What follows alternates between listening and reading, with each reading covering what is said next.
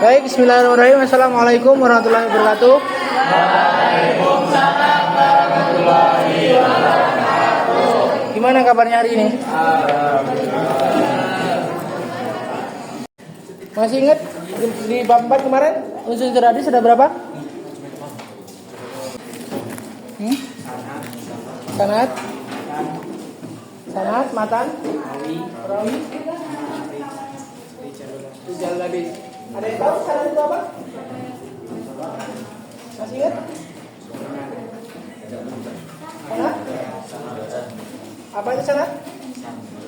Sandaran. Oke. Secara bahasa memang sanad berarti sandaran. Secara istilah ada yang tahu? Masih ingat nggak? Menghubungkan suatu hadis ke Nabi itu dinamakan sanad. Secara istilah ada yang lain? Yang lebih mudah didengar enak apa sanad itu secara istilah? Apa? Kenapa nggak usah takut? Gimana tebakannya? Lantai?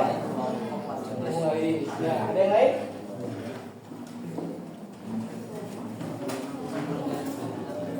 Sanad adalah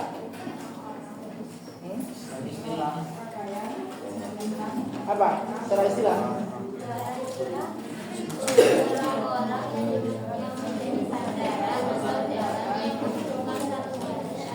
Yang keras. Oh, nggak bisa. Secara istilah, sanad adalah rangkaian urutan orang-orang yang menjadi sandaran atau jalan yang menghubungkan satu hadis atau sunnah sampai pada Nabi Muhammad. Iya, dinamakan sanad. Kalau ini urutan hadis itu apa? Urutan sanad suatu hadis itu dinamakan apa? Isnad. Kalau orang yang menerangkan sanad hadis suatu hadis disebut musnid. Kalau musnad? Musnad itu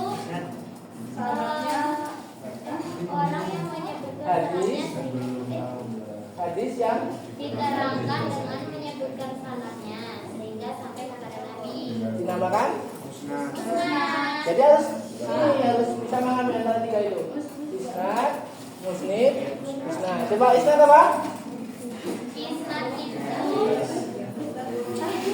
Apa? urutan Urutan sanad suatu hadis. Kalau musnid orang yang menerangkan sanad suatu hadis. Jadi beda itu maknanya. Jadi kalau urutannya itu dikatakan sanad, kalau musnid itu orangnya yang menerangkan suatu hadis. Kalau musnad apa? hadis yang diterangkan. Kalau musnad itu hadisnya. Paham nggak? Jadi kalau pertama urutannya, yang kedua orangnya, yang ketiga hadisnya. Itu perbedaannya. Kalau matan apa? Matan. Matan itu Apa? Nengok matan? Yang lebih sabda Nabi yang bisa apa? Isi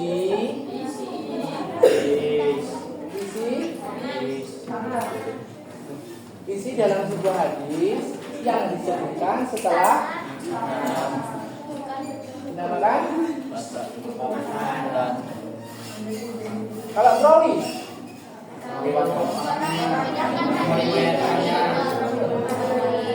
katanya tadi musnid. Musnid tadi apa musnid?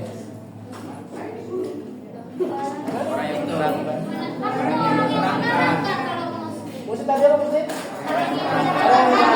Kalau ini perawi menerangkan sama meriwayatkan bedanya apa? Menerangkan sama meriwayatkan bedanya apa? Kan kalau muslim itu cuma nerangin doang, dia nggak bukan. Jadi kalau perawi itu apa? Orang yang membukukan suatu hadis yang dimana hadisnya itu bersandar kepada Nabi Muhammad Shallallahu Alaihi Wasallam. Jadi dia itu menemukan suatu hadis. Jadi gini, misal Nabi Muhammad Shallallahu Alaihi Wasallam bersabda dalam hadisnya, yang dimana syaratnya itu diambil oleh Abu Hurairah. Dalam pengambilan tersebut ada seorang ulama, misal contoh Imam Bukhari Muslim. Imam Bukhari Muslim membukukan sebuah hadis dari ucapan Nabi Muhammad yang disampaikan oleh sahabat. Itu, jadi harus bertahap. Gak asal-asalan. Jadi perkataan Imam Tirmidzi, Bukhari dan lain sebagainya itu ya bersandar kepada Nabi Muhammad SAW. Apabila itu kalau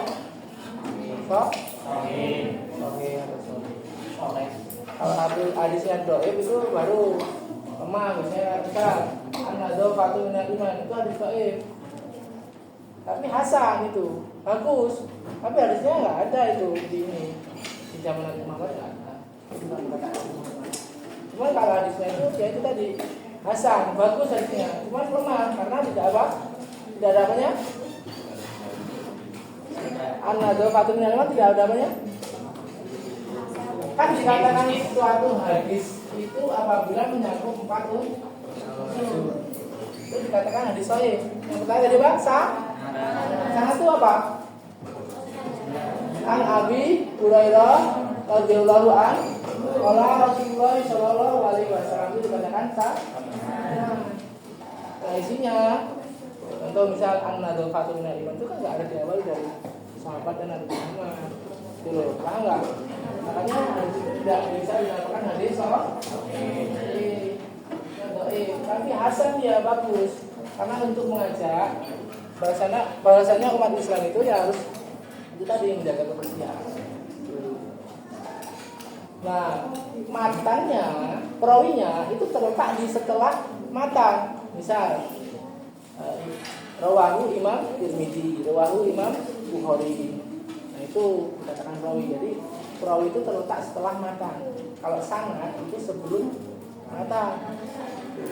Nah, yang terakhir rijalul hadis. Ada yang tahu rijalul hadis itu apa? Apa rijalul hadis?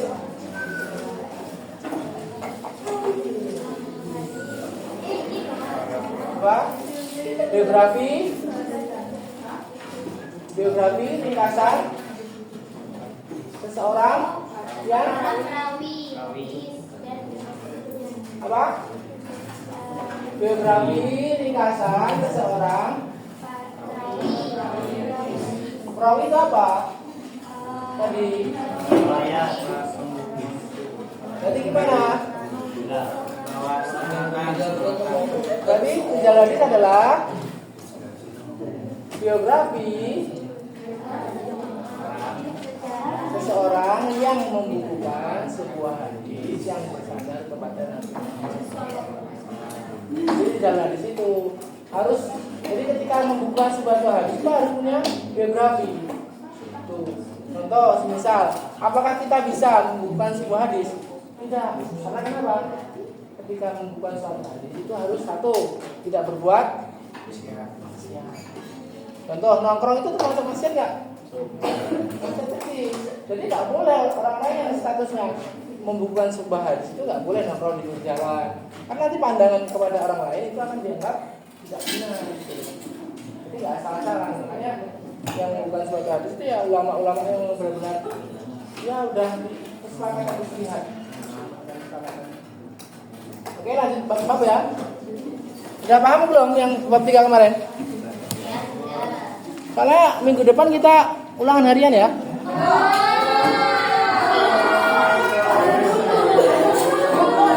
Oke, di dalam bab 4 itu fungsi Al-Quran, fungsi hadis terhadap Al-Quran. Yang dimana fungsi hadis terhadap Al-Quran itu punya kedudukan. Kedudukan yang pertama, hadis adalah sumber hukum Islam kedua setelah Al-Quran. Di sini ada yang tanyakan, kenapa hadis dikatakan sumber hukum Islam setelah Al-Quran kedua setelah Al-Quran? Kenapa? Karena dia menjelaskan versi Al-Quran yang belum jelas. Oke, yang lain? Ada yang lain? Sudah benar. Cuma mungkin Ya bahasannya orang ini. Ada yang lain? Apa? Kenapa Pak hadis itu dijadikan sumber hukum Islam kedua setelah Al-Quran? Karena fungsinya hadis itu apa? Untuk memperjelas isi kandungan dalam Al-Quran yang sifatnya masih mujmal itu apa? Masih belum bisa dipahami. Yang kedua, umat Islam wajib mengikuti dan mengamalkan hadis sebagaimana mengikuti Al-Quran. Jadi ketika kita belajar sebuah hadis itu kita samakan sebagaimana kita mengikuti atau wajib bagaimana kita seorang muslim itu apa? Mengamalkan atau mempelajari ilmu Al-Quran. Karena pada dasarnya Al-Quran tanpa hadis adalah kosong. Jadi kamu harus mempelajari sebuah hadis itu karena apa? Karena Al-Quran itu sifatnya masih umum loh. Bahasa yang dipakai di dalam Al-Quran itu. Apabila kamu sering baca makna itu, kalau kamu tak mempelajari hadis maka tidak akan bisa. Karena fungsi hadis itu untuk memperjelas suatu makna dalam Al-Quran. Yang ketiga, Al-Quran dan hadis adalah dua sumber hukum pokok syariat Islam. Nah, makanya kenapa kok dua ini dijadikan sebagai sumber hukum atau sebagai syarat syariat dalam Islam? Karena yang penting Al-Quran dan hadis ini.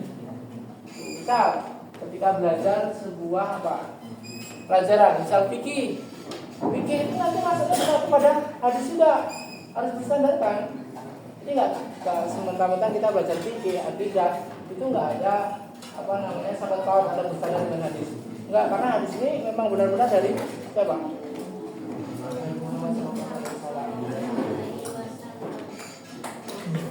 Sampai sini paham?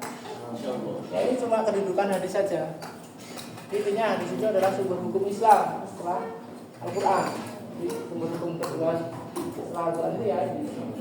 Jadi ada lagi qiyas dan lain sebagainya. Kalau udah paham kita lanjut ke fungsi hadis. Yang pertama adalah bayan takrib. Ada yang tahu apa itu bayan takrib?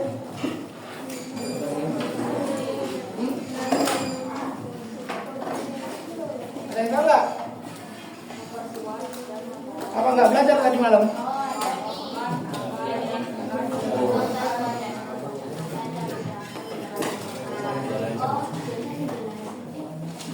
Jadi fungsinya bayan takrib itu adalah apa? Hadis yang berfungsi memperkuat dan kenapa? Memperkuat dan memperkokoh apa? Dibaca apa? Memperkokoh dan menetapkan hukum yang sudah ada dalam Al-Quran. Contohnya apa? Ada yang tahu contohnya? Dalam surat Al-Baqarah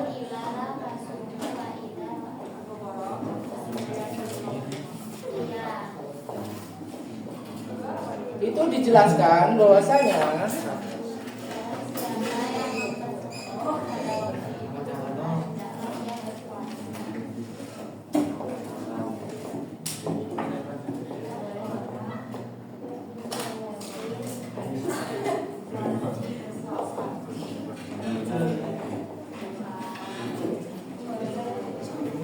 dalam surat Al-Baqarah ini tidak dijelaskan apa?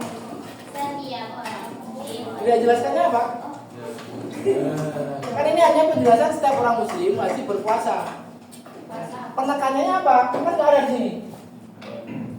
Memperkuatnya apa? Al-Quran ini. Maksudnya ini ayat Al-Quran 185 ini Al-Baqarah. Ini kan belum kita pahami. Dari ayat ini apakah sudah kuat?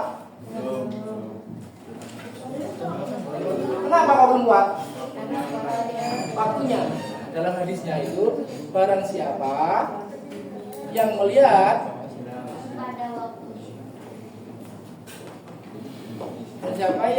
hilal maka berpuasa. Nah, ini penegasannya hadisnya seperti ini.